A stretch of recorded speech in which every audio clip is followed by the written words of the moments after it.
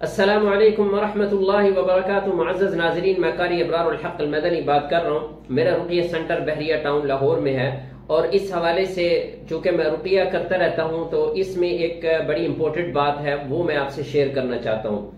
अक्सर मेरे मुसलमान भाई बहनें डिप्रेशन, एंजाइटी और मायूसी, गम, परेशानी इसमें मुब्तला रहते हैं। जहनी तौर पर डिप्रेशन, एंजाइटी में मुब्तला रहते हैं और फिर उसकी वजह से वो साइकेट्रिस्ट डॉक्टर्स के पास जाके हैवी डोजेस की मेडिसिन लेते हैं, जिसकी वजह से या उनका जिस्म फैलता जाता है और सारा दिन वो सोए रहते हैं और अपने जिस्म को नुकसान पहुंचाते रहते हैं। तो इस हवाले से मैं थोड़ा सा आपको अपनी इंफॉर्मेशन आपके फायदे के लिए शेयर करना चाहता हूं। याद रखिए, डिप्रेशन, एंजाइटी ये दो मेन वजूहात की बुनियाद पर होता है। एक, डिप्रेशन, एंजाइटी इस बुनियाद पर होता है कि बंदे को जिंदगी में कोई बहुत बड़ा सदमा पहुंचा है, उसकी औलाद उसके हाथ से निकल गई या उसका चलता हुआ कारोबार बैठ गया या उसके लिए कोई बहुत बड़ी परेशानी आ गई, जिसकी वजह से वो डिप्रेशन और एंजाइटी में मुब्तला हो जाता है। अब ऐसा बंदा जो है, चूंकि उसकी दुनियावी जिंदगी के अंदर ऐसा सदमा आया जिसकी वजह से वो इस हालत में पहुंचा, इसके लिए तो डॉक्टर की दवाई कारआमद रहेगी। वो दवाई लेगा तो उसको दवाई फायदा देगी। दूसरा बंदा उसके मुकाबले में वो भी डिप्रेशन और एंजाइटी में मुब्तला है, लेकिन वो हैवी डोजेज लेने के बावजूद वो बंदा ठीक नहीं हो रहा। उसकी वजह क्या है? उसकी वजह यह है मेरे भाई बहनों कि उसके ऊपर जादू, जिन्नात और नजर बद के असरात हैं। जिन्नात जब इंसान के ऊपर आते हैं तो उसको डिप्रेशन देते हैं, उसके ऊपर एंजाइटी मुसल्लत करते हैं, मुस्तकबिल का खौफ पैदा करते हैं और माजी की जो तलखियां होती हैं वो जहन पे सवार करके उसको परेशान करते हैं। असरात की वजह से डिप्रेशन, एंजाइटी आई है तो ये बंदा कभी भी दवाई से ठीक नहीं होगा।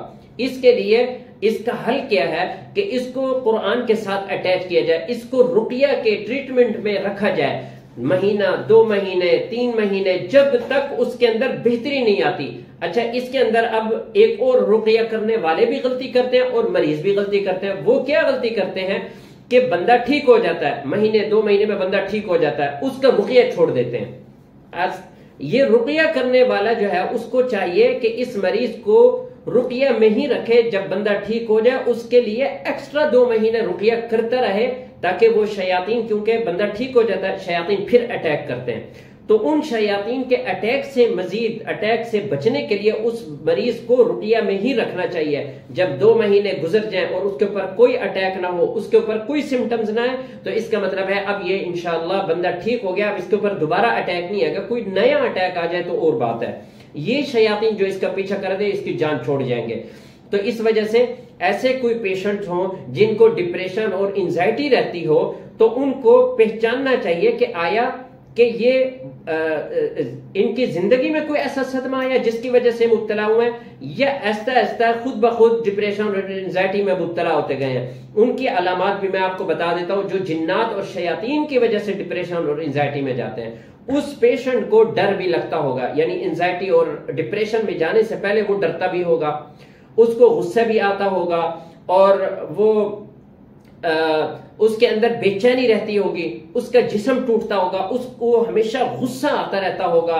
ये अलामात भी रहती होंगी और इन अलामात के बाद वो इस शयातीन ही दिलाते हैं, ये अलामात शयातीन पैदा करते हैं और इन शयातीन की वजह से वो बंदा डिप्रेशन में चला जाता है। फिर क्या होता है, बंदा नमाज छोड़ देता है, कुरान छोड़ देता है और वुजू करना छोड़ देता है, अल्लाह का जिक्र करना छोड़ देता है। तो ये सारी वो अलामत है। जब वो बंदा कुरान सुनेगा, उसकी तबीयत खराब होना, उसका दिमाग जो है ना, उसका सर में दर्द होना शुरू हो जाएगा, वो कहेगा कुरान बंद करो। तो इस वजह से ऐसे डिप्रेशन और एंजाइटी वाले लोग जो हैं उनको कुरान से इलाज करवाना चाहिए, चाहे हमसे करवाएं चाहे किसी और से करवाएं। हम आपको रुकिया का जो है ऑनलाइन भी सर्विस देते हैं। ऑनलाइन जहां भी दुनिया में आप कहीं बैठे हैं, आप हमसे राब्ता करके या ट्रीटमेंट भी आप हमसे करवा सकते हैं और इंशाल्लाह आपको फायदा होगा और आपको मुकम्मल डेली आपसे रिपोर्ट भी लेंगे और आपको गाइड भी करेंगे।